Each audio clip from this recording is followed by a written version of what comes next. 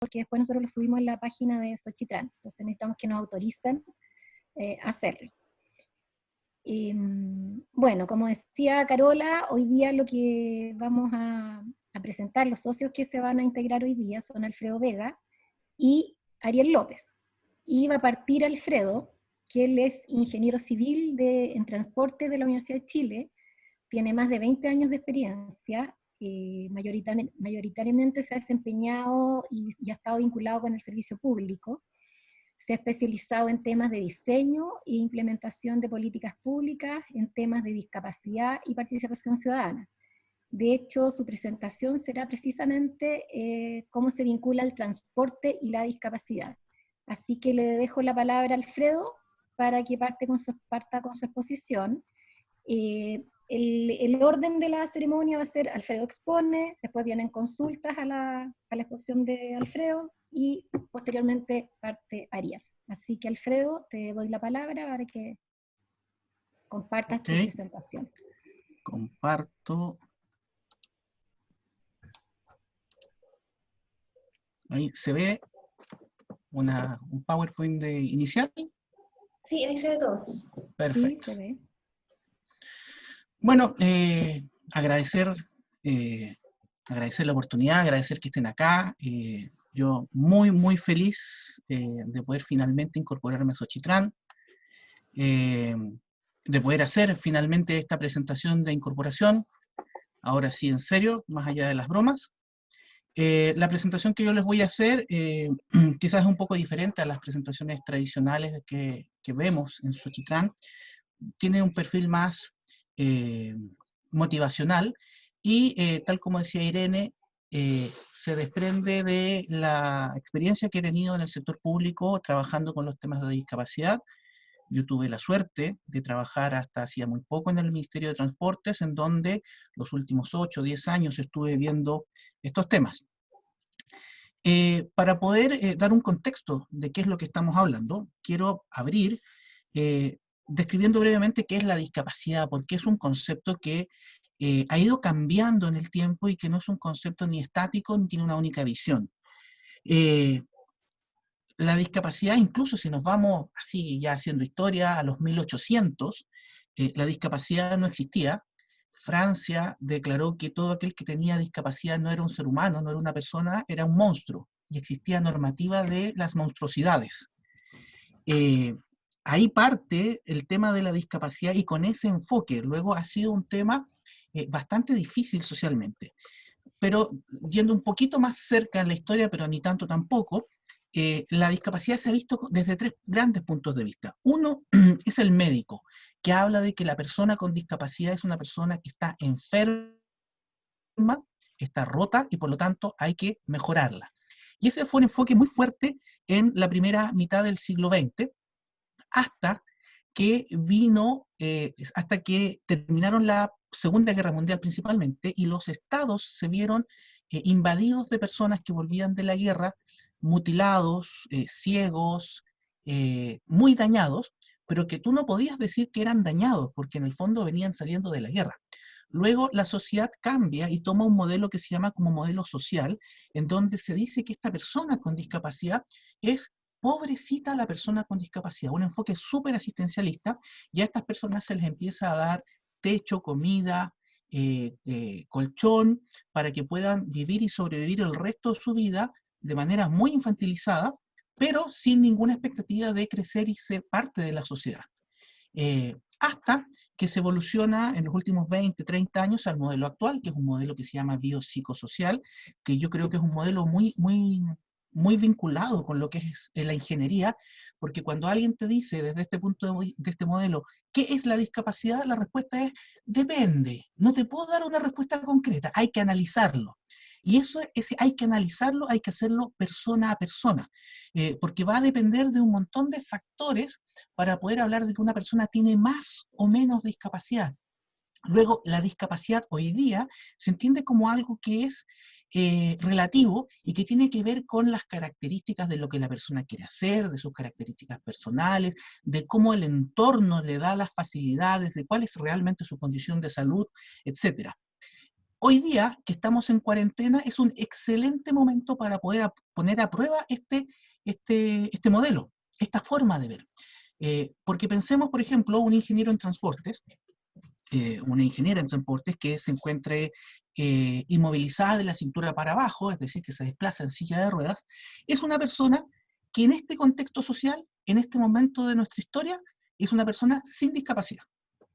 Esa persona que se mueve dentro de su casa, que se baja de la cama, se sube a su silla de ruedas, va en la silla de ruedas al comedor, en donde tiene su computador y hace teletrabajo como cualquier ingeniero, como cualquiera de nosotros, no es una persona con discapacidad, porque no tiene ninguna brecha, no hay ningún impedimento en su entorno, ni en la participación asociado con su deficiencia respecto de la discapacidad. Sin embargo, si esa misma persona la mandamos a hacer el mismo trabajo, por ejemplo, a una oficina de Santiago Centro, en el Ministerio de Transporte, es una persona que va a empezar a presentar una discapacidad. ¿Por qué? Porque va a tener que salir de su casa, trasladarse, interactuar en veredas mal hechas, tratar de movilizarse con algún sistema de transportes, ingresar. Pensemos, por ejemplo, el Ministerio de Transporte, decía yo, porque lo conozco, sé físicamente que es un edificio muy antiguo, es un edificio que no está bien adaptado para personas que se mueven en silla de ruedas, luego enfrentaría ciertas brechas. Luego, como conclusión, una persona tiene más o menos discapacidad en función de las características de su entorno, el grado de participación que logra tener y la combinación de esto con su deficiencia. Y la palabra deficiencia, en este caso, yo sé que hay temas con los vocabularios, hay que tener cuidado, las personas son personas con discapacidad, que no es lo mismo decir que son personas discapacitadas, son personas que tienen una característica, que es la discapacidad. Y dentro de esas características tienen una deficiencia, porque les falta una mano, les falta un pie, les falta la capacidad de ver. Luego, esta combinación te hace definir si hay más o menos discapacidad. Es en este contexto en donde también es bueno tener claro los tres conceptos fundamentales que se utilizan en este marco, que es la exclusión, cuando ya definitivamente dejas afuera a las personas con discapacidad, la integración, cuando tratas que las personas sean parte de las actividades, pero no de manera natural, y luego tienes que generar artilugios para que la persona sortee las barreras que hay en el entorno, y por último el concepto de inclusión, que es decir, las personas con discapacidad no enfrentan ninguna barrera ni tienen ninguna diferencia con las personas que no tienen discapacidad. En cuanto al marco regulatorio, que es dentro de lo cual nos vamos a tener que mover al momento de trabajar en esto, el marco más grande es el marco de Naciones Unidas, que el 2006 establece su convención de personas con discapacidad. Hay otras anteriores, pero esta es la última y ciertamente es la mejor desarrollada, que básicamente, al igual que todas las convenciones de Naciones Unidas, lo que dice es hay que respetar los derechos humanos, todas las personas son iguales, hay algunas personas que son más iguales que otras, y por lo tanto los estados deben preocuparse porque los derechos humanos de estas personas que son tan iguales como las otras sean respetados. Es decir, les insta a todos los gobiernos, a todos los estados, que hagan los esfuerzos porque las personas con discapacidad sean incorporadas en la sociedad y les sean respetados todos sus derechos, libertades y puedan participar en la sociedad sin ninguna restricción. Chile adscribe a este marco regulatorio y ratifica y pone en marcha la implementación de la convención de la forma en que Chile mejor sabe hacer las cosas, que es con una ley. O sea, en Chile, si no hay una ley, esto no se va a implementar. Luego, Chile el año 2010 saca la ley, y es una ley que, si vemos ya en el título, está estableciendo que a lo que apunta no es sobre la discapacidad, sino que a lo que apunta es dar igualdad de oportunidades e incluir en la sociedad a las personas con discapacidad. Y la ley podría haberse quedado simplemente en el primer artículo, que busca asegurar que las personas con discapacidad hagan pleno uso de su derecho de ser parte de la sociedad y mandatar a todos los órganos del Estado a eliminar cualquier barrera y a trabajar proactivamente por incorporar a las personas. Pero hace un articulado por sectores, entre ellos, en particular para transporte, mandata que todos los sistemas de transporte público deben ser accesibles, deben ser capaces de atender a las personas con discapacidad, con cualquier discapacidad. Lo cual ya en el sector nos deja con una meta que a la fecha no está cumplida a nivel nacional, tiene importantes avances en lo que es Santiago, pero que es un desafío que queda mucho por hacer. En cuanto a algunas normativas que se desprenden de esto, está el Ministerio de Vivienda, que sacó una modificación a la Ley General de Ordenanza y Construcción, el DS-50, que en su aporte, y respecto de lo que nos relaciona con nosotros y la ciudad, establece dos productos que son extraordinariamente importantes, que es la ruta accesible y la memoria de accesibilidad, en donde le dice a los diseñadores, a partir de ahora, cada proyecto que usted diseñe tiene que explícitamente mostrarme que existe una vía, un camino, una ruta por la cual una persona con discapacidad, pensando en silla de ruedas, muletas o ciego, puede desplazarse sin problemas. Y además se genera un documento llamado Memoria de Accesibilidad, que no es más que un consolidado, un compilado de todas las iniciativas, de todas las medidas pro accesibilidad que el proyecto contempla, de manera que el revisor pueda ver en una única capa todo lo que el proyecto incorpora en materia de discapacidad. Volviendo ya netamente al tema transportes, el Ministerio de Transportes, en conjunto con Mideplan, fue el 2010, sacó una normativa, el decreto 42, que fue el reglamento que ordenó esta instrucción de que todo el transporte público debía ser accesible. Es un documento bastante breve, de 9 páginas, no más que eso, que se detiene en cada uno de los modos de transporte, pero en general simplemente establece que los modos de transporte deben tener asientos reservados para personas con discapacidad, señalización adecuada para personas con discapacidad, y para el caso de los buses de más de 9 metros, y solo para el caso de los buses de más de 9 metros, que en la práctica estamos hablando en el año 2010, solamente de Santiago y algunos buses del Transantiago, se exigía que hubiesen espacios para sillas de ruedas dentro de los buses y que los buses fueran accesibles, es decir, con rampa y piso bajo. Este es un decreto claramente incompleto. Yo tuve la oportunidad de trabajar en las actualizaciones de esto, se lleva un buen tiempo trabajando y uno esperaría que prontamente el Ministerio pueda seguir avanzando en modernizar esta norma y hacer efectivamente y cumplir con el mandato legal, que es que el transporte público sea accesible en todas sus dimensiones. Ahora, el desafío es gigante y es súper difícil, y por eso yo encuentro muy importante que la ley, la propia ley, incluyó la receta de cómo resolver los temas de inclusión con personas con discapacidad. Lo primero es un criterio que hay que tener siempre presente, que es de vida independiente. Las personas con discapacidad simplemente son personas que están o en una silla de ruedas, o que no ven, o que no escuchan. No los hace eso ser personas menos independientes, y por lo tanto cualquier diseño debe pensar que las personas son capaces de valerse por sí mismas. Debe pensarse en una condición de entorno de accesibilidad total, es decir, que todas las personas pueden acceder a todo. Y cuando hablamos de esto, no estamos hablando solamente físicamente, estamos hablando de la información, estamos hablando visualmente, sonoramente, y si no, de manera que de una u otra forma las personas tengan acceso a las mismas oportunidades de información, desplazamiento, tarifas, etc.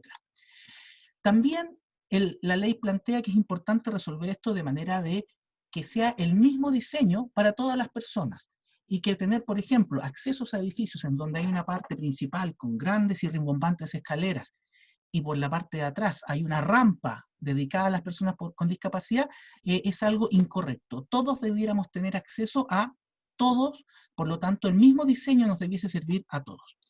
Estos 3 criterios son súper difíciles de cumplir, y es por eso que además la ley incluye un cuarto criterio que dice que todo debe resolverse de manera participativa y con diálogo social. Y esto, que en general es un tema súper, a lo cual la gente le hace el quite, conversar siempre es un problema, conversar con la ciudadanía genera conflicto, es la gran solución para los inconvenientes de los 3 principios anteriores, porque las personas con discapacidad, una vez que uno conversa con ellas, tienen completa conciencia de la dificultad de cumplir los 3 principios anteriores, y tienen plena conciencia de cuáles son las regalías que pueden hacer, qué cosas se pueden sacrificar en diseño universal, en accesibilidad, con tal de resolver los problemas que ellos tienen y tener servicios que les sean prudentes. Y por último, la ley establece un criterio de intersectorialidad, de manera que la respuesta clásica que uno escucha muchas veces, que los temas de discapacidad son problemas solamente del SENADIS, del Servicio Nacional de la Discapacidad, no es así, sino que cada servicio debe tomarlo.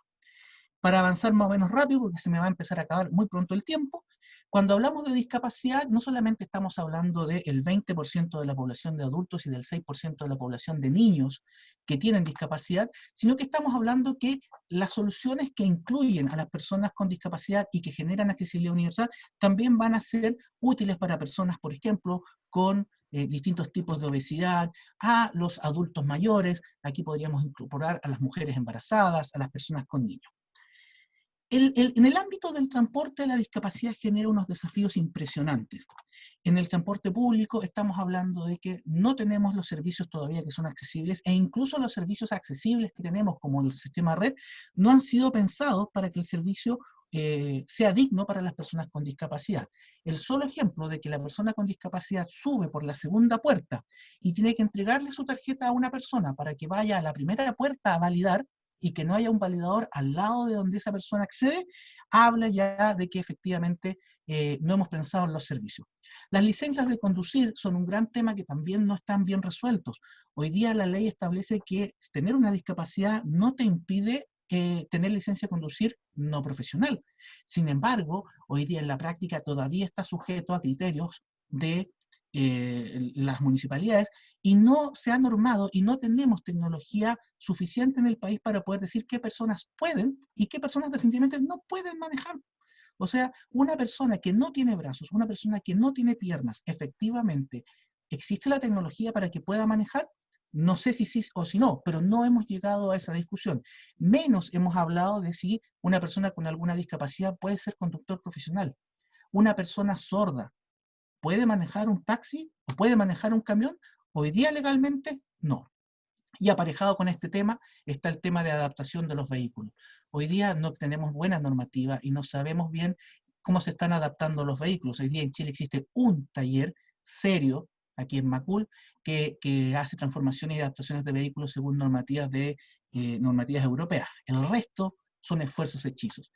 No me voy a detener en infraestructura, que probablemente es lo más visible, el tema de cómo los semáforos, cómo son las botoneras, el transporte privado, o sea, UberX Assistance es un servicio de transporte privado, en principio ilegal, pero que resuelve los problemas de las personas con discapacidad y que las personas con discapacidad valoran mucho. Para cerrar esta lámina, formación profesional. Hoy día, en el sector transporte, los ingenieros en transporte que salen al mercado, y no solamente los ingenieros, estamos hablando mucho de arquitectos e ingenieros de otras especialidades, no tienen conciencia, más allá de lo que la sociedad les entrega, del tema de la discapacidad y su vinculación con, con la profesión. Sería muy importante que a nivel de formación de pregrado, las universidades pudieran incorporar este tipo de temas, ya sea como un curso en sí mismo o como capítulos en temas específicos, en algunos de los cursos específicos que se dictan. Para ir cerrando, yo les quería contar que yo tuve la suerte durante el año 2018 y 2019 de trabajar en la elaboración del Plan de Accesibilidad e Inclusión al Transporte que realizó la Subsecretaría de Transportes. Fue un trabajo largo que tomó 2 años, en el cual participaron todos los estamentos del ministerio, generamos una gran mesa de trabajo con todas las unidades, se capacitó a toda la gente para que todo el mundo pudiera entender de qué estábamos hablando, de manera que finalmente el año pasado, en agosto, se presentó esta lámina, que es el plan, que es la visión más estratégica, y a partir de esta visión, cada unidad del Ministerio de Transportes debía construir su propio plan táctico. La idea y el desafío era que en 10 años los temas pendientes del transporte estuvieran resueltos. De manera muy, muy rápida, este plan se estructuró en 5 grandes ejes. Uno que hablaba del tema normativo. El Ministerio de Transportes es un ministerio eminentemente normativo, había que revisar y corregir la norma. Por otra parte, había que tener información de los usuarios y tener buenas metodologías para evaluar y sacar rentabilidades asociadas con los temas de discapacidad, corregir todos los temas de operación que hoy día se estaban prestando para tener una movilidad inclusiva correcta, recoger la opinión de los ciudadanos y al mismo tiempo educar a nuestros ciudadanos, nuestros usuarios de los sistemas de transporte sin discapacidad respecto de la importancia y del respeto del usuario con discapacidad. Y por último, establecer dentro de la Subsecretaría de Transportes una cultura de un servicio, de un sistema amable e inclusivo para el desarrollo profesional de personas con discapacidad. Las personas con discapacidad, como decía, tienen una característica, no están definidos por ser personas con discapacidad. Cuando nosotros incorporamos variables de accesibilidad e inclusión, estamos beneficiando a toda la sociedad y no estamos solamente teniendo beneficios en esa población pequeña, en que algunas estimaciones dicen que podría alcanzar a ser del orden del 40%. Por lo demás, y ya con la camiseta de un exfuncionario público, es el derecho de las personas con discapacidad a ser tratadas de manera digna, es su derecho, hay una ley, es nuestra obligación, no somos buenas personas por hacer esto. Y el gran desafío de esto en lo que es ingeniería, es que la inclusión no es solamente hacer una rampa, no es solamente que el semáforo haga ruido, es que tenemos que tener los procesos pensados para todas las discapacidades. Tenemos que poder incorporar multidimensionalmente en el lenguaje, en los espacios, en los diseños, los procesos, lo cual hace que sea un desafío súper interesante y bonito. Eso era brevemente lo que les quería contar. Muchas gracias. Ahí estamos viendo ese símbolo, para el que no sabía, es el símbolo de gracias, y lo que estamos viendo ahí es una persona sorda dándole las gracias a una persona ciega que claramente necesita tocarle las manos para poder entender qué es lo que le están diciendo. Muy amable a todos por la atención. Muchas gracias, Alfredo. Agradecerte por tu exposición y además porque estuviste perfecto en el tiempo. Y bueno, ahora vamos a dar el paso a preguntas. Tenemos 10 minutos. No sé si hay alguien que quiere consultar. Yo pensaba que como éramos poquitos podíamos preguntar a viva voz, pero vamos viendo. José Luis quiere preguntar algo. Levanten la manito y yo los voy ahí anotando. Ya. José Luis primero y después la Vivi. El tema me pareció estupendo, muy motivador. Y quería preguntarle a Alfredo, ¿cómo han ido las conversaciones con el Ministerio de Planificación, con el MDS, que de alguna manera restringe y condiciona las metodologías de evaluación? Esta forma de enfrentar los proyectos de transporte implican aumentar los costos. Y la pregunta es, ¿cómo van a aceptar en la contrapartida de los beneficios para que puedan entrar en la evaluación social? Mira, haciendo el primer disclaimer, José Luis, de que yo ya no soy parte del ministerio, por lo cual yo tengo información solamente hasta finales del año pasado, pero también sabiendo que los temas están bastante congelados, tanto por el estallido social como por la pandemia, el Servicio Nacional de la Discapacidad, en coordinación con SECTRA, tienen en marcha estudios para lo que es la investigación y el desarrollo de metodologías. El Servicio Nacional de la Discapacidad es parte del MDS, y dentro de las contrapartes tenían considerado a sectorialistas para que metodológicamente todo cuadrara. En este momento el tema, o hasta finales del año pasado, el tema no estaba resuelto y estaba todavía en proceso de desarrollo de las metodologías. Sin embargo, al menos ya estaban las voluntades de que efectivamente era necesario resolverlo, tanto desde el equipo de SECTRA, el equipo de MDS y el propio ministerio. Bien, muchas gracias. Gracias. Ahora Viviana tenía una consulta. Después de Viviana, Sebastián. Gracias. Oye, encontré súper interesante, Alfredo. Muchas gracias. Fue súper educativo para mí. Te quería preguntar algo parecido a relacionado con lo que dijo José Luis recién, pero más bien va con mi opinión entre medio. Yo no entiendo mucho el que haya demasiado esfuerzo para generar metodologías de evaluación, para generar infraestructura, ¿cierto? Porque no es infraestructura para discapacidad, es infraestructura que tiene que tener ciertos dispositivos para personas con movilidad reducida, ¿cierto? Y en ese entendido, yo no entiendo que se generen metodologías mejores o peores para evaluar y que no sea evidente que tiene que ser esto un estándar, que tú deberías eliminarlo de la evaluación social y tú lo que deberías es decir, si aquí no hay un estándar, ¿cierto? Tienes que cumplirlo y punto, y eso será un costo que va por el lado, que es lo mismo que pasa hoy día con los semáforos, cuando tú después de un largo desarrollo, ¿cierto? De harto tema con la MDS, se logró que la normalización de semáforos, por ejemplo, no tenga evaluación social, ¿te fijas? Entonces, por lo tanto, el criterio va por otro lado, y esto para mí es súper evidente. Yo vi una de las líneas que tú tenías, que tenía que ver con metodología y hablaba de la evaluación, y digo, pero no deberíamos ir para allá. Era tu opinión la que quería preguntar. Gracias. A ver, cuando el proyecto va desde cero, la verdad es que estoy 100% de acuerdo contigo, y esto es similar a lo que pasaba con las metodologías que trataban de justificar las ciclovías. Le dimos 1000 vueltas para que el ahorro de tiempo del automovilista, porque no lo entorpecía. ¿Se acuerdan la metodología de ciclovía, que es un cacho, y al final terminamos hablando de que era un estándar? Ciertas vías tenían que tener una ciclovía. Aquí es similar. Quizás el tema de las evaluaciones se justifica cuando tú tienes proyectos que no necesitas hacerlos. Hoy día tienes un proyecto en donde tienes que rehacer el proyecto exclusivamente para que el proyecto sea accesible para una silla de ruedas. Y ese proyecto necesita de alguna manera entrar a competir con otros proyectos que tienen mayor urgencia. Es simplemente un tema de intentar lograr una cierta priorización entre los proyectos que tienen urgencia y rentabilidad social por sí mismos versus estos otros proyectos que la rentabilidad no te va a dar, pero sí que necesitas cumplir un estándar.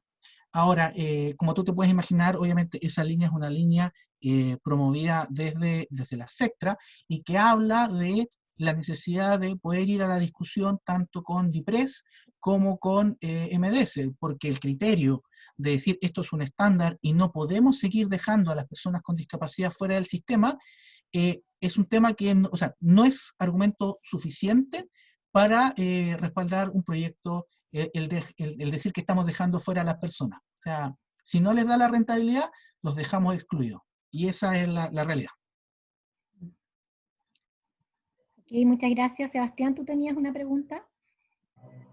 Sí, yo quería agradecer a Alfredo, súper interesante, y también estoy de acuerdo también con Viviana un poco con esto del estándar, pero aparte de eso quería hacer un comentario o pregunta. ¿Cómo se está evaluando de alguna manera la accesibilidad en espacios de circulación peatonal que son múltiples? Me pongo a pensar, por ejemplo, una estación de intercambio. Estas estaciones que vienen ahora, que son súper fuertes, ¿cierto? Entre metros, trenes, ciertos buses.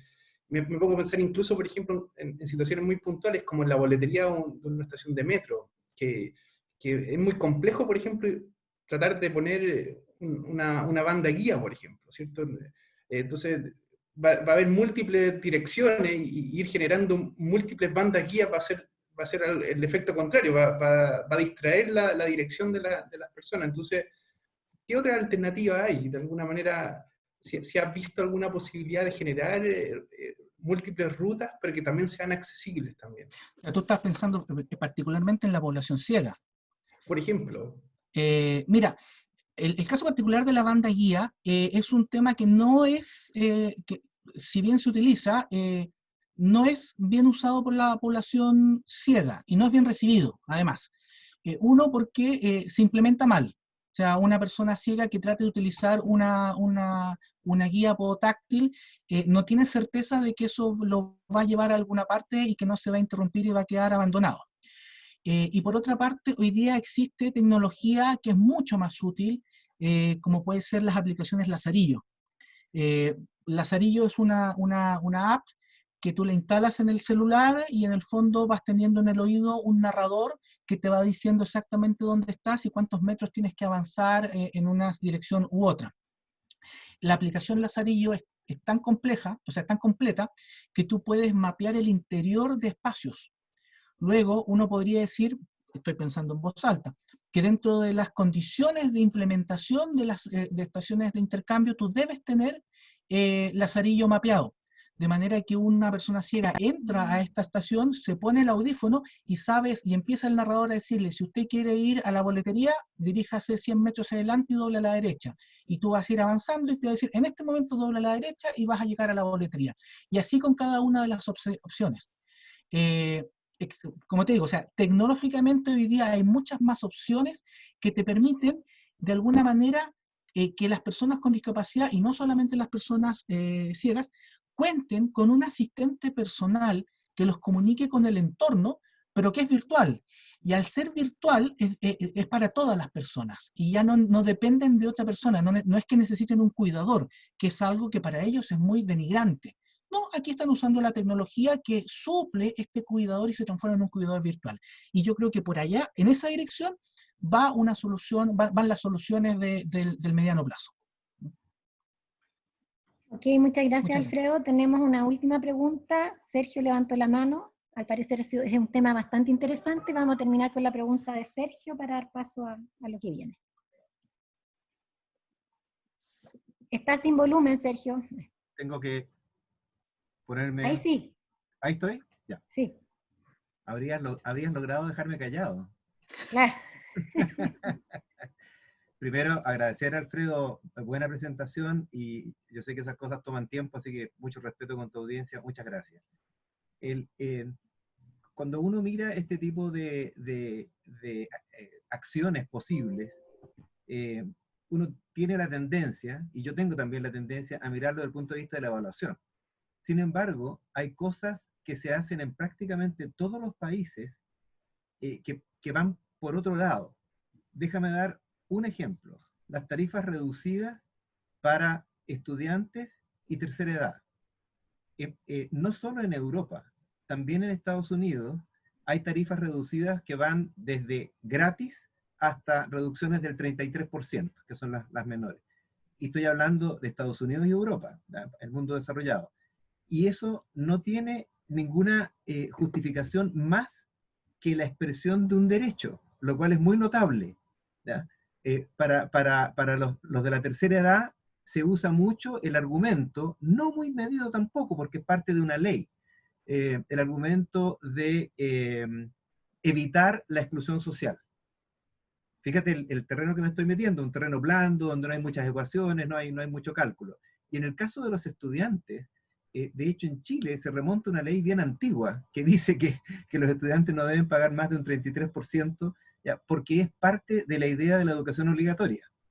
Entonces en este caso, yo creo que este problema hay que verlo desde un punto de vista parecido al que tú estás mostrando aquí, y por lo tanto, si se plantea desde ese punto de vista como una ley, todos los ciudadanos tienen derecho a desplazarse, no importa el tipo de impedimentos que tenga, entonces no va a ir en la evaluación, sino como un merit want, ¿ya? Yo necesito que esto se haga de esta manera. Les hago notar, no existe fundamento microeconómico ni de mediciones de consumer surplus en las tarifas rebajadas para viejos y para jóvenes, ¿ya? De hecho, yo tengo tarifa rebajada en el metro, así que cuando digo viejo estoy diciendo yo tengo tarifa rebajada. Y no meto aquí la gente de menores ingresos porque es un problema de equidad. Aquí estoy hablando de otro tipo de derechos. Bueno, efectivamente, en el tema de tarifas y personas con discapacidad, la comunidad de personas con discapacidad ha manifestado reiteradamente su anhelo de tener alguna clase de tarifa rebajada. Metro lo hizo por algún tiempo, de mutuo propio, y basado en una ley del FOSIS, en donde en esos tiempos el FOSIS le entregaba un subsidio a Metro para que entregaran una tarifa rebajada. Ahora bien, más allá de que estoy completamente de acuerdo contigo, las personas con discapacidad han entregado fundamentos económicos que respaldarían la necesidad que justificarían su derecho al acceso a un subsidio, toda vez que en muchos casos las personas con discapacidad no salen solas. Luego cualquier viaje de una persona con discapacidad sale el doble. O sea, por ejemplo, si una persona sorda va al Estado a hacer un trámite, en el Estado no existen intérpretes de lengua de señas. Luego, una persona sorda tiene que contratar a un intérprete de lengua de señas, que dependiendo del arreglo al que lleguen, le puede cobrar 5.000 pesos por hacer el trámite a lo amigo, o 50.000 pesos por hacer el trámite, por acompañarte, más el costo del traslado. Y todo eso, ¿por qué? Porque el Estado no ha sido capaz de entregarle un servicio accesible a las personas sordas. Luego, cualquier viaje a una persona sorda, a una persona con discapacidad, tiende a serle mucho más caro, porque va con un acompañante y porque les terminan, y como las micros no les sirven muchas veces, terminan pagando un taxi o terminan pagando un Uber, luego gastan más. Movilizarles les es más caro por su condición. Y el Estado eso no lo reconoce. Y ellos han presentado ciertos estudios. Cuando se hizo la solicitud en el Ministerio de Transportes, el Ministerio de Transportes en el primer periodo de Piñera, se le informó al Ministerio de Desarrollo Social que estaba toda la voluntad de darle tarifa rebajada, por ejemplo, en Transantiago a las personas con discapacidad, que la tarjeta VIP lo permitía, era posible, que lo único que necesitaba era que alguien se la jugara con el subsidio. Me acuerdo que en esa reunión estuvo el ministro de la época, Lavín, y no le quedó muy claro que eran ellos, como Ministerio de Desarrollo Social, los llamados a pedir el subsidio para cubrir los costos de transporte, porque obviamente él esperaba que transporte asumiera derechamente ese gasto. Luego ahí uno ve que también el tema es quién se camisetea y se hace responsable de ir y decir, quiero las lucas, vamos con ese subsidio. A modo así, bonus track, los programas de subsidios al transporte en zonas aisladas han ido incorporando tarifas rebajadas para personas con discapacidad, por un tema simplemente de voluntad. Y los operadores lo respetan también sin pedir tarjetas, sin mayores exigencias. O sea, hemos visto que en regiones se respeta y se incluye más simplemente por la voluntad de hacerlo. Gracias, Sergio. Excelente. Muchas gracias, Alfredo, una vez más. Nos trajiste un tema que yo creo que no siempre está puesto en primera línea, así que se agradece. Y bueno, y ahora Marisol simbólicamente te va a hacer entrega del diploma que te hace miembro de esta sociedad y que, bueno, por supuesto te invitamos a participar de todo lo que hagamos. Necesitamos socios participativos, así que contamos contigo. Marisol. Alfredo, te doy a nombre de la Sociedad Chilena de Ingeniería en Transporte la bienvenida a nuestra sociedad. Un aplauso para Alfredo. La verdad es que yo creo que todos acá quedamos con la misma percepción de que hay un desafío súper grande en lo que presentaste, hay un trabajo muy grande por hacer y te damos, como decía Irene, la bienvenida pensando que vas a ser una persona que creemos que va a estar comprometida con la sociedad. De hecho, Alfredo, antes de hoy ya pertenecía a la sociedad porque estaba trabajando en el grupo de trabajo COVID, así que de todas maneras demuestra su entusiasmo con la comunidad. Y acá te dejo oficialmente tu diploma, que te lo entregaremos cuando se acabe todo la cuarentena, la pandemia, todas estas cosas y nos podamos reunir y oficialmente te vamos a entregar este diploma que te lo mereces. Así que muchas gracias, Alfredo. Muchas gracias. Ya, pues ahora en honor al tiempo vamos a continuar con la presentación de nuestro segundo socio. Él es Ariel, es ingeniero en transporte y tránsito de la UTEM y también posee un magíster en está cursando un doctorado en territorio, espacio y sociedad en la Facultad de Arquitectura de la Universidad de Chile. Tiene 15 años de experiencia profesional. Fundamentalmente él ha trabajado en temas de metro, sistemas de metro, transferencia intermodal, ha estado internacionalmente vinculado con ello en Shanghái, Beijing y Caracas, y actualmente también se desempeña como docente de gestión vial, diseño vial y tecnologías de transporte en la Escuela de Ingeniería de la UNAM. El título de su presentación será Topologías de andenes y su impacto en la eficiencia de estaciones de metro. Ariel, por favor. Te dejo la palabra. Hola, buenas. Me desaparecieron las pantallas. Ahora sí. Uy.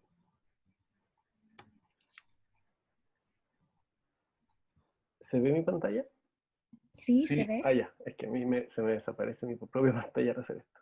Ya. Bueno, gracias por la invitación. Estoy contento y nervioso. Bueno, lo que les quería presentar es una investigación que hice hace hartos años, en el 2000, o sea, la empezó hace mucho tiempo, y la terminé hace poco. Viene sobre, bueno, todos nos debemos recordar quizás de esa fatídica fecha del 2005, cuando se inauguró la línea 4 del Metro de Santiago, que combinaba con la línea 1, y la famosa estación Toda Lava, el día de su inauguración, que fue más o menos así. Entonces, a partir de eso, me empecé a preguntar por qué, o sea, había algo malo aquí. Evidentemente sabíamos que había algo malo. Pero ¿qué había pasado? Como hacer una autopsia de qué había pasado para que llegásemos a esto. Entonces, bueno, esa fecha la estación colapsa, pero una estación de metro, una estación de trenes, en realidad debe planificarse para operar unos 50 años sin modificaciones. Más o menos esos son como los lineamientos de los berlineses y también de los chinos. O sea, una estación se tiene que hacer para que al menos no haya cambios o grandes adecuaciones en 50 años. Y yo no puedo ver estaciones, no sé, pues Alexanderplatz es de 1880 y ha ido incorporando nuevos sistemas, pero la estación en sí no se ha modificado mucho. A diferencia de Santiago, que las líneas de la línea 5 se modificaron a los pocos años, se tuvieron que agrandar los andenes. Entonces, ¿qué se hizo mal en este caso? Si uno analiza la afluencia de pasajeros por las estaciones, vemos, bueno, aquí está Santiago, el metro de Santiago, Caracas, Nueva York. Lo que hice aquí fue poner la afluencia total de pasajeros y la afluencia dividida en la cantidad de estaciones. Entonces, un promedio de afluencia por estaciones. Aquí Santiago tendría 25.000 de promedio, dividiendo todo el flujo de pasajeros en todas sus estaciones, pero sabemos que eso no es, que ese promedio está muy alejado de la realidad de una estación, porque, por ejemplo, Manquehue tiene 87.000 pasajeros diarios, está muy por arriba, y la cisterna tiene 75.000, pero los concentra la mitad antes de las 9 de la mañana. Pero, ¿qué nos permite ver esto? Que el promedio de las estaciones de Santiago están bastante lejos del promedio de afluencia de pasajeros de las estaciones de ciudades europeas, y que está más cercana a estaciones asiáticas, que es el gráfico rojo. Entonces, nuestras estaciones tienen una afluencia que está lejos de los europeos y más cercanos a los sistemas asiáticos. Entonces, algunas premisas básicas del metro es que, bueno, sabemos que en la naturaleza todos los circuitos tienen restricciones, lo sabemos que en sistemas ferroviarios, a diferencia de las calles, donde son los paraderos, los semáforos, los pasos peatonales, etc., en realidad en metro o en sistema ferroviario es la estación en sí la principal restricción. Si no hubiera estaciones, los trenes girarían libremente con un acelerador de partículas. Y en sistemas de transporte circular, la velocidad determina la capacidad. Esto para nosotros es súper obvio, y por eso la velocidad comercial es tan importante. Y al final es como una ruedita de agua. Mientras más rápido gire, más agua va a transportar. Entonces, a partir de eso, para aumentar la velocidad y la capacidad, se debe minimizar el tiempo de detención en la estación. Mientras menos tiempo esté el tren en la estación, mayor velocidad comercial va a poder tener. Y para eso lo que necesitamos es optimizar la capacidad de transferencia de pasajeros en el andén. Entonces, ¿cuál fue la pregunta a la que llegué a partir de lo anterior? ¿Cómo impacta la topología de la plataforma, o sea, en la configuración de la plataforma de andenes, en la capacidad y la eficiencia de la estación? Entonces, bueno, esta la parte la voy a hacer rápida, pero el objetivo era determinar y establecer cómo impacta la topología de andenes mediante el estudio, modelación, simulación de diferentes topologías para mejorar la eficiencia y capacidad.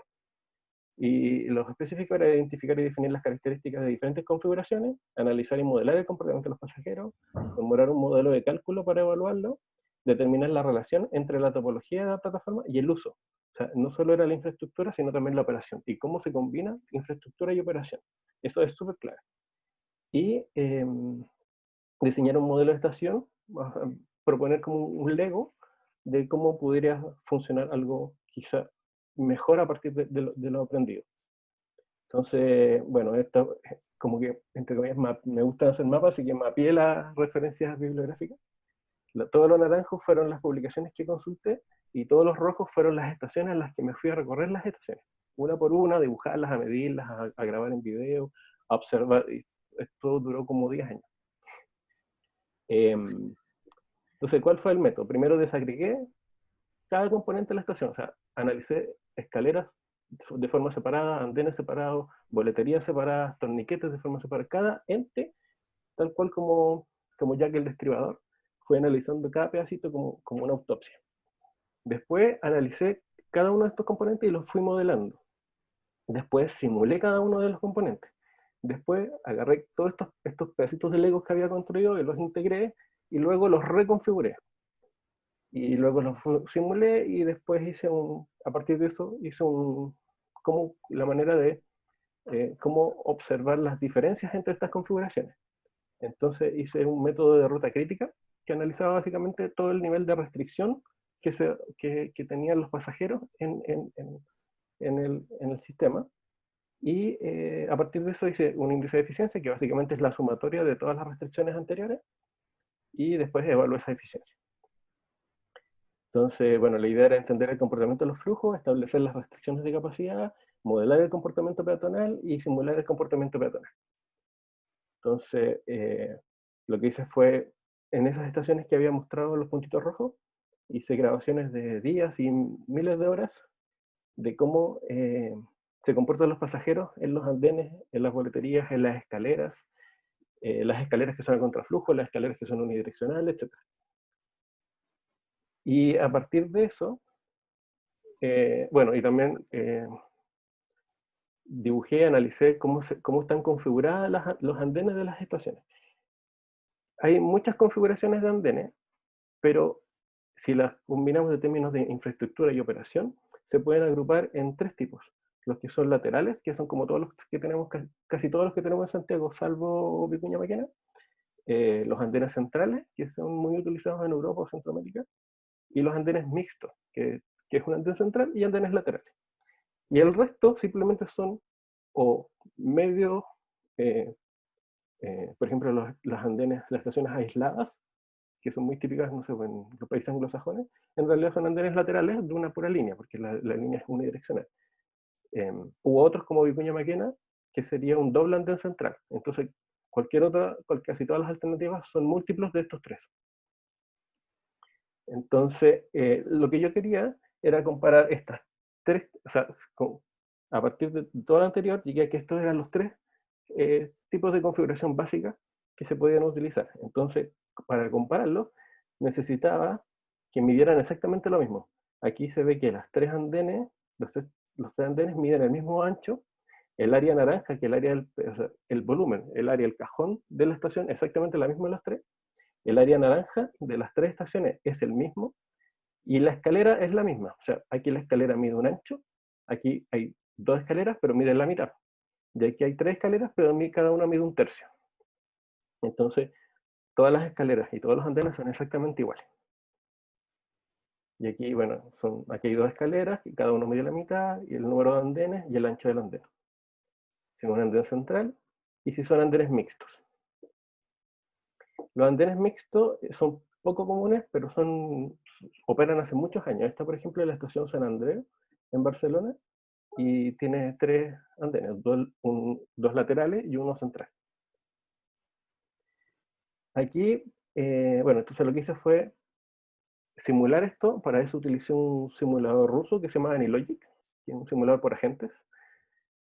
Y aquí se puede ver el andén mixto, cómo opera con pasajeros, y ahí están entrando los trenes, y aquí arriba se ven los niveles de densidad, y aquí los pasajeros entrando y saliendo. Esto está como bien acelerado el video.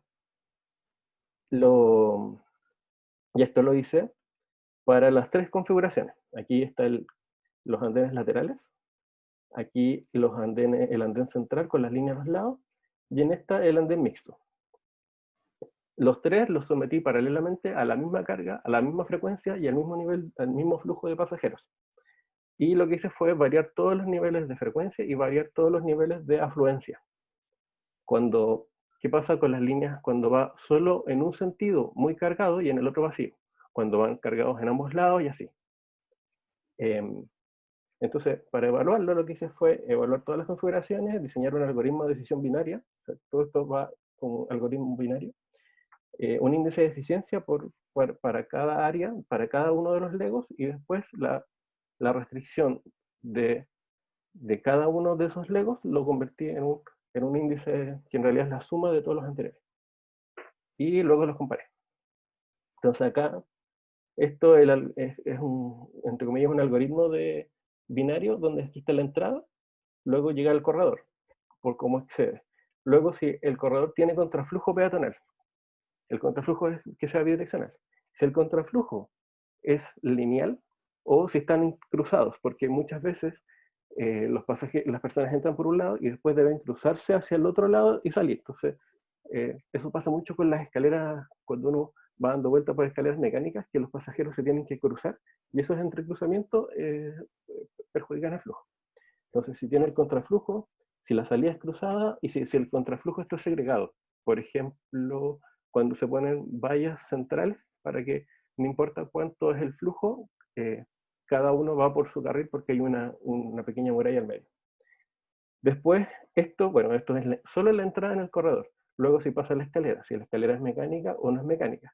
Y cuando tiene mecánica y no mecánica, entonces decide en función del nivel de cola. Y después de ahí pasa al andén. Y si el andén tiene contraflujo en andén, y si se puede usar dinámicamente el espacio como un andén central. Entonces eso va a depender si un andén mixto, un andén central o un andén lateral. Y después cómo entra el tren. Si entra el tren, si puede entrar o si tiene que seguir esperando, que es lo que pasa, por ejemplo, en Baquedano a las 8 de la mañana, que uno espera 4, 5, 6 trenes porque no hay capacidad para entrar al tren.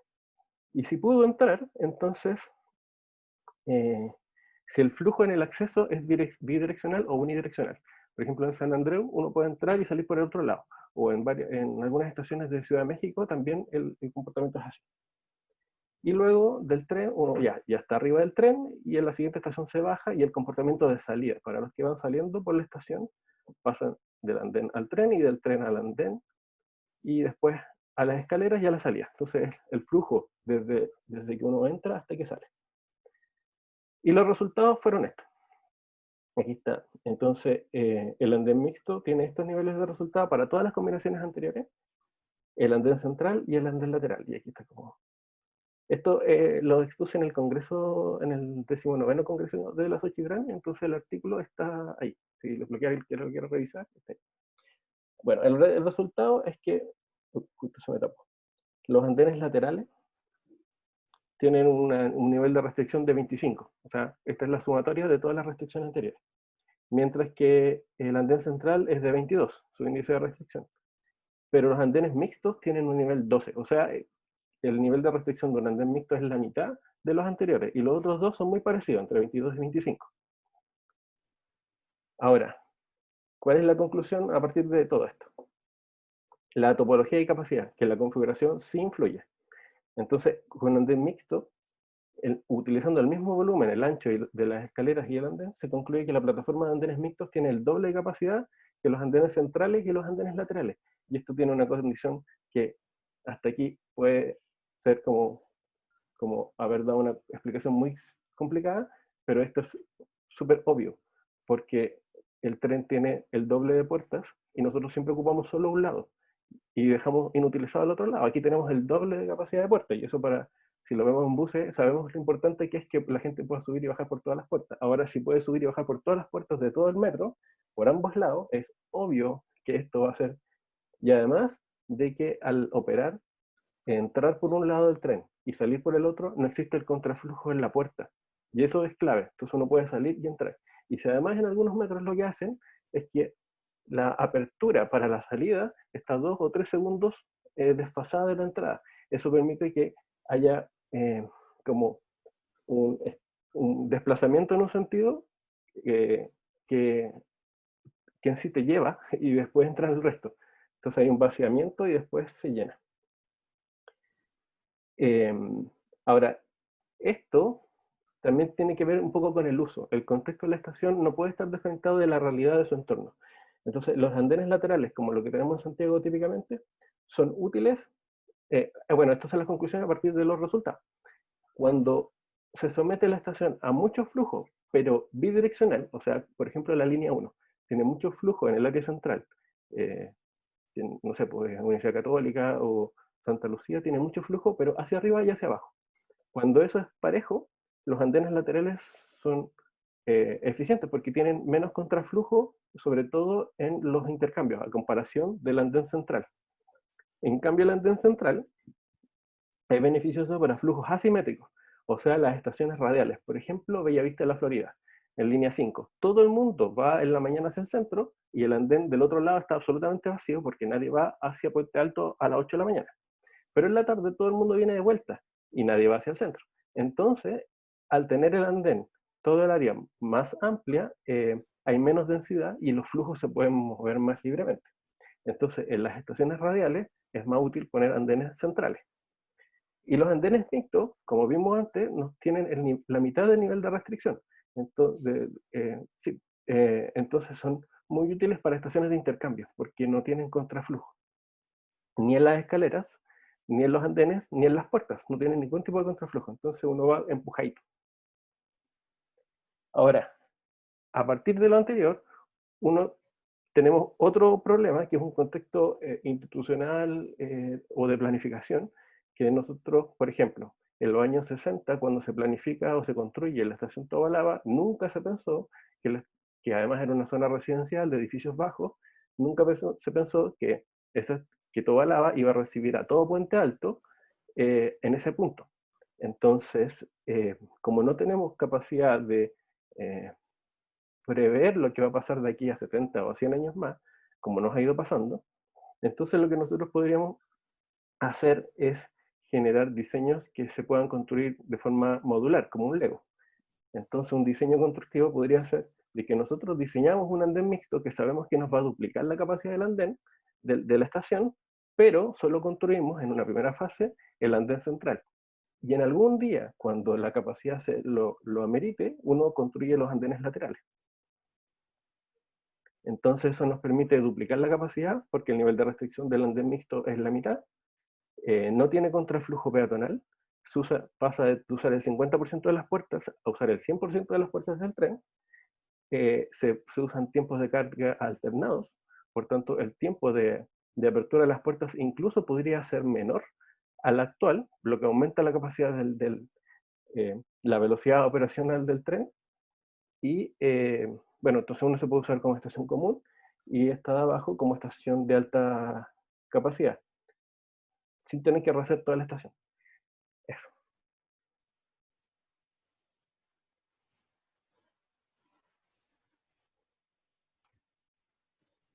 Bueno, muchas gracias, Ariel, por tu exposición. Ahora damos paso a las preguntas.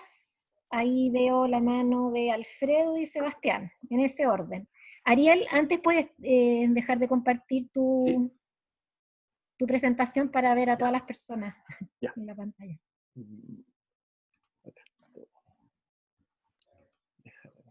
Gracias.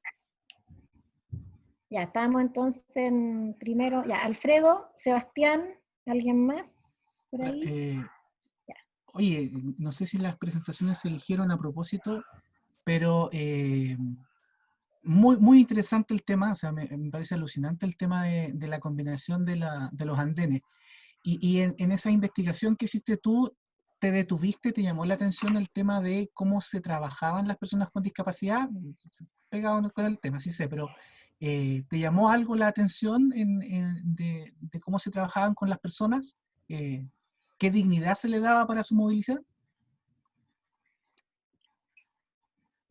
Sí. Bueno, como los diseños se agrupan, o sea, como los grandes, como los códigos de diseño de estaciones, se puede agrupar como el de estadounidense, el francés, el alemán, el chino y el ruso. El chino y el ruso en un momento fueron el mismo. Hasta el año 75 el código chino era el código ruso y después evolucionó y tiene su código propio. Ahora, entonces, a partir de esos, más o menos, como códigos de diseño, está lo que se implementa en los sistemas de metro. Me tocó, bueno, lo previo. En algunos de ellos se establece que todas las personas nos vamos discapacitando a medida que pasa el tiempo, y de cierta forma, desde que nacemos, tenemos como discapacidades, por eso nos mudan y nos llevan. Después desarrollamos un pic de capacidad y después empezamos a decrecer. Entonces, en realidad, las personas con discapacidad somos todos a medida que nos vamos envejeciendo, así como cuando usamos lentes ya somos personas con discapacidad. Los países nórdicos lo que han ido estableciendo es que, por tu hizo trampa, lo que, por ejemplo, los nórdicos lo que han ido estableciendo es que las escaleras mecánicas tienen un problema de accesibilidad, y que no solo tiene que ver con una silla de ruedas, sino con el miedo que le va generando a las personas mayores subirse a una escalera mecánica. Y uno lo puede ver porque los viejitos llegan y como que dudan antes de subir y como que miran los pasos hasta que viene la línea y se suben. Eso, bueno, entonces, los sistemas como que a mí más me gustaron en ese sentido es porque reconocen que debe ser de accesibilidad universal y que todos somos personas con discapacidad. Lo de las escaleras mecánicas es un dato interesante porque los rusos experimentaron eso. Ellos querían aumentar la capacidad de la estación, como tienen estaciones muy profundas, porque hasta el año 50 y tantos, se construyeron estaciones muy profundas como refugios nucleares. Pero como son tan profundas, tenían que sacar a la gente de manera rápida, porque además son muchos. Entonces se le ocurrió aumentar la velocidad de las escaleras, que era obvio. Si mientras más rápido gira la escalera, más gente va a poder pasar, es como capacidad básica. Pero entonces empezaron a acelerar las escaleras a un punto donde ya la gente le daba miedo subirse a la escalera porque iba tan rápido que había que saltar arriba de la escalera. Entonces las personas, los adultos ya no podían subirse a la escalera. Y ahí empezaron a bajar la velocidad de las escaleras mecánicas hasta que llegaron a un nivel de que el Q asterisco era el máximo. Entonces hoy día las escaleras mecánicas de los sistemas rusos que están instalados no solo en Rusia, sino que en todos los países que fueron del Pacto de Varsovia, o China también, y Corea del Norte, que son como el área antigua de instalación rusa, tienen escaleras mecánicas muchísimo más rápidos que en Europa y América. Ok, muchas gracias, Sebastián. Muchas gracias. Después de Sebastián sigue Juan Carlos Herrera. Muchas gracias, Ariel, por la presentación súper interesante. Quería hacer dos preguntas, si es posible. Una tenía que ver con, en este estudio que tuviste la oportunidad también de ir recorriendo otras estaciones existentes en otras partes del mundo, ¿pudiste ver el efecto que tenía, por ejemplo, la tecnología? Ponte tú hoy día el tema de las nuevas líneas de metro que vienen con puertas en andén, por ejemplo, y especialmente para estaciones que son de intensidad de flujo más o menos mediana, pareciera ser que estas puertas, la persona al saber dónde está la puerta, se ubica de cierta manera que permite bajar antes de subir. Claro, en situaciones de alta congestión eso no pasa, pero en ciertas situaciones parece que pasa y hay un comportamiento distinto. No sé si eso también, si pudiste registrarlo y si efectivamente se da, o eso es simplemente algo que tiene que ver por otros comportamientos, tal vez del tipo pasajero, tal vez, o algo así, y que no es sistemático a pesar de tener estos elementos de tecnología. Esa sería una pregunta, y la otra sería, con todo esto que está pasando de pandemia, ¿cierto? Y todo esto que es del distanciamiento social, ¿cómo creerías tú una pregunta más abierta nomás, ¿cómo creerías tú que podríamos diseñar los andenes pensando en los distanciamientos y qué cuidados tendríamos que tener? Porque obviamente la gente se tiende a aglomerar, ¿cierto?, en las puertas, entonces cómo tratar de tendenciar a la gente a cambiar ese comportamiento creo que es un desafío importante. Eso sería. Muchas gracias. Gracias, Sebastián. Los screen door no nacen para organizar el flujo, para organizar como lo están usando acá, que de cierta forma es para mejorar la operación. Nacen inicialmente para poder mantener la calefacción o el aire acondicionado de la estación, porque sabemos que las estaciones tienen entradas de aire y salida, y que los trenes al moverse funcionan como pistones que ingresan y extraen el aire a la estación. Por eso cuando hay accidentes y los trenes no se pueden mover, las estaciones dejan de tener ingreso de aire, y por eso es que las personas tienen que evacuarse rápidamente. Ahora, y eso, a cada vez que entra un tren y sale un tren de la estación, tenemos las tomas de aire que generan el efecto eso de la chica de rojo, que se le sube el vestido. Entonces, ¿qué pasa cuando se hace estaciones no sé, en Qatar, en Omán? Esos países son súper, súper, súper calurosos. Entonces, y además algunos lo hacen en altura, no subterráneo. El subterráneo es más frío, pero en altura sería mucho calor. Entonces, la manera era que la estación está cerrada, pero el tren tiene que quedar sellado y se ponen los screen door por ambos lados y se sella el techo. O sea, aquí el techo está abierto, ahí el techo se cierra. Y así nacen inicialmente. De hecho, Westinghouse, que era como la primera empresa que montó los screen door, su publicidad se basaba en el ahorro energético de aire acondicionado. Decía, poner estas pantallas se paga con la energía que usted va a dejar de perder durante tantos años y de ahí en adelante es pura ganancia. Entonces, así se promovieron. Y empezaron por los países eh, eh, petroleros, ¿cómo se llama? Países petroleros, ricos petroleros con calor. Y después los screen door sirven para, bueno, mejorar, entre comillas, y lo dicen, pero también es, entre comillas, mejorar o evitar los suicidios en la línea o las caídas accidentales. Pero al final una persona, si se quiere suicidar, se va a suicidar, su voluntad no va a estar impedida por una puerta, lo va a hacer de otra forma. En nuestro caso, uno se puede tirar desde el puente que está por arriba de la línea. Entonces, el principal motivo era el ahorro de energía, pero los screen door después se observó que servían para otra cosa. Y nosotros lo podríamos ver, por ejemplo, con los servicios expresos. Los servicios expresos, cuando saltan una línea, el tren pasa a una menor velocidad por la estación, por el andén, y después vuelve a acelerar. Pero eso lo hace porque al pasar muy rápido, el empuje de aire sobre los pasajeros que están parados en el andén es muy peligroso porque podrían caerse. O sea, es una fuerza, un golpe como cuando uno va en un auto y te viene un camión de frente y el auto salta por el lado. Ya, entonces el tren tiene que bajar su velocidad para entrar al andén y eso reduce la velocidad comercial del tren y por tanto reduce la capacidad del sistema. Entonces los screen door permiten que cuando existen servicios expresos y los trenes pueden pasar rápido, pueden pasar a su velocidad máxima sin generarle ningún impacto a los pasajeros del andén. Entonces, eso es un beneficio para este caso. Y además permiten ayudar a la organización o sea, a saber dónde está la puerta, a saber dónde se puede parar.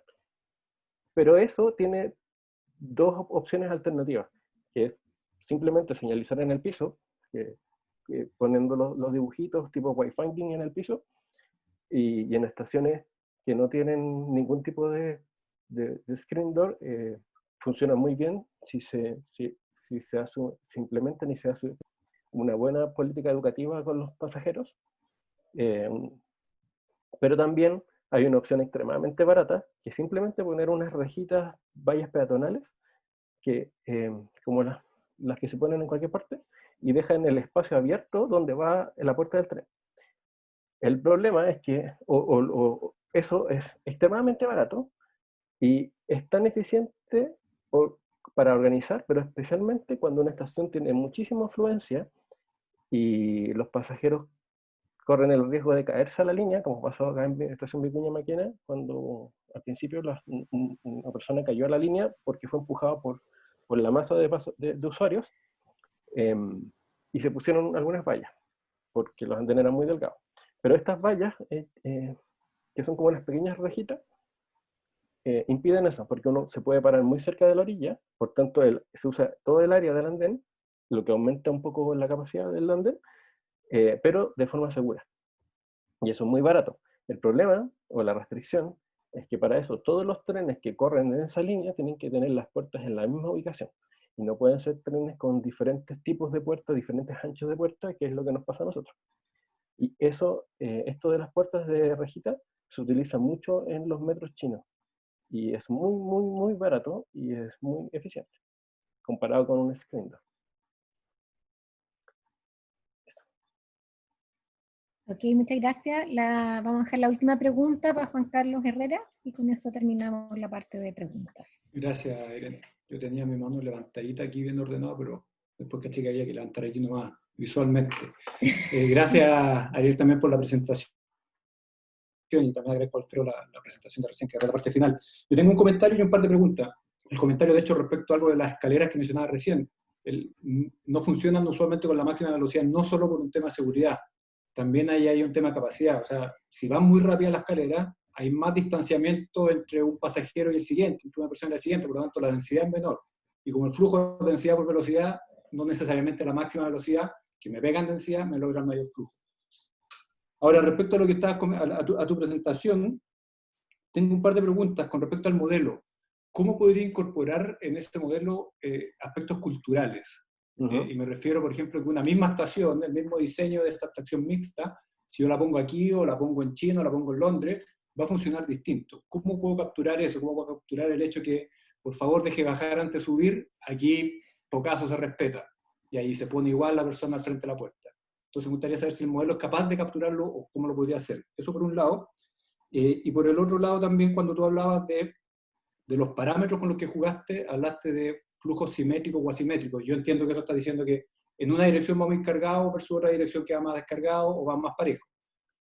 Y cuando yo pienso también en el funcionamiento de la estación, a veces más que la simetría entre esos flujos, también me interesa cómo es el balance entre las subidas y bajadas, que no necesariamente tienen que ver con simetría. Es decir, es una estación que bajen muchos y que suban poco, bueno, tal vez no es tanto problema, pero si suben mucho, suben poco, y suben mucho y bajan mucho, estamos en problema. Entonces, y eso no necesariamente se replica con simetría. Entonces, también si tu modelo puede capturar un poco de eso, o cómo lo podría capturar esa operación.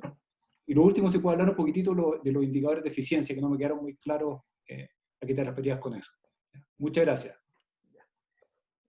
Gracias por la pregunta, Juan Carlos.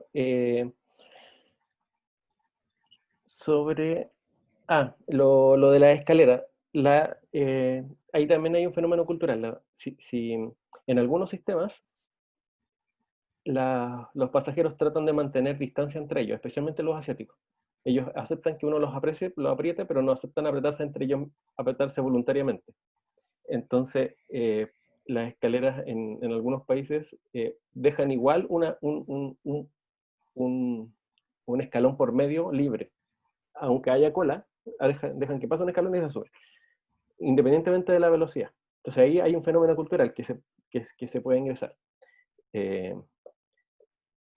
Sobre el modelo, como es un modelo basado en agentes, uno programa, son agentes, son bots, entonces uno le genera todas las características que uno quiera al agente y él se comporta así. Por tanto, no todos los pasajeros son iguales. Uno puede definir, para AnyLogic, la gracia que tiene es que parte, es un simulador muy viejo, es un software desarrollado por la Universidad de Leningrado en principio, que después se convierte, en San Petersburgo, pero a finales de los 80, 88, 89, que como la historia de Transit, nace de un área académica y después se convierte en una empresa, pero era un software académico. Y una empresa hoy día de los profesores y los estudiantes que trabajaron en el desarrollo. Ahora, pero eso nace muy de la época de MATLAB. Entonces AnyLogic, en su base es muy similar a MATLAB y uno puede programar lo que uno quiera porque es una hoja en blanco.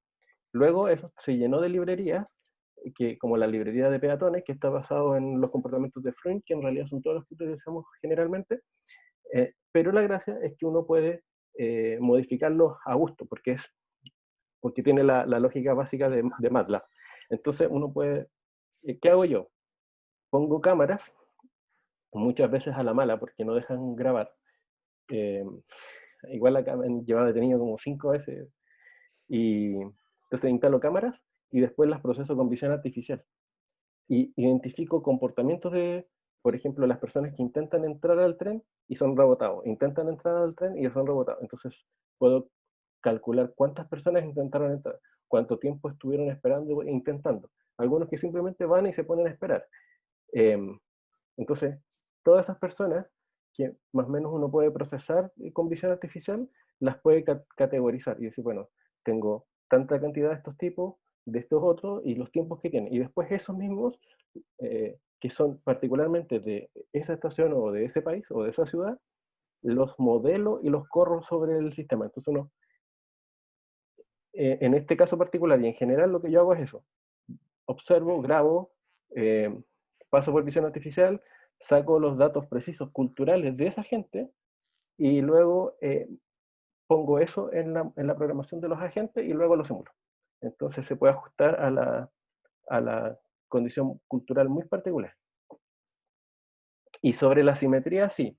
Lo que hice, bueno, aquí se veía una pura estación, entonces a esa estación le puse que subía mucho, que bajaba igual, que subía y bajaban igual, entonces puse todas las combinaciones posibles de subidas y bajadas para cada uno de los lados. Entonces cuando lo planteé eso de simetría, es a nivel de 2 líneas, o sea, la ida y la vuelta, pero sí, las puertas, cada una las fui...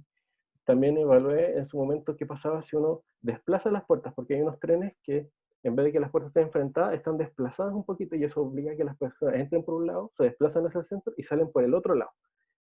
Entonces, como es tan hoja en blanco, se pueden ajustar todas esas cositas. Y no, ¿se me va algo?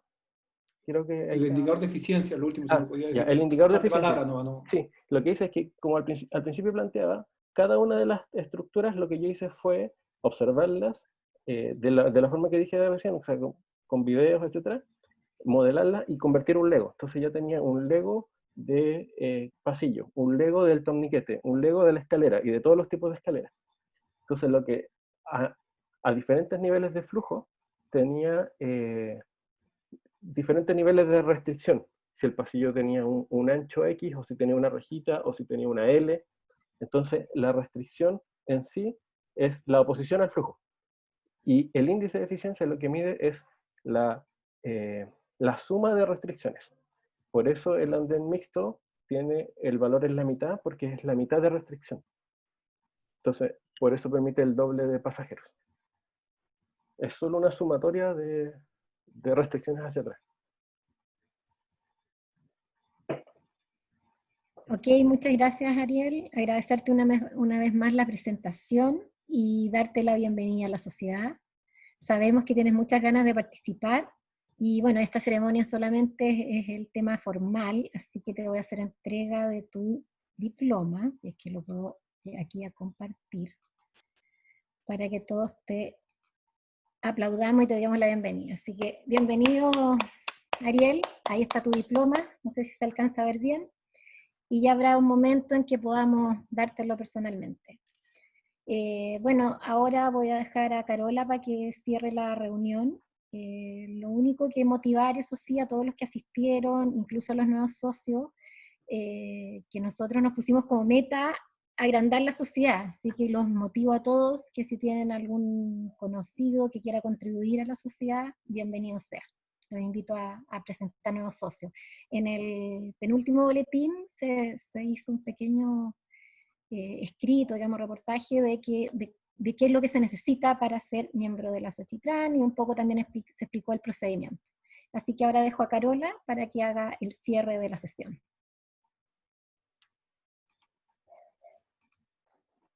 Muchas gracias.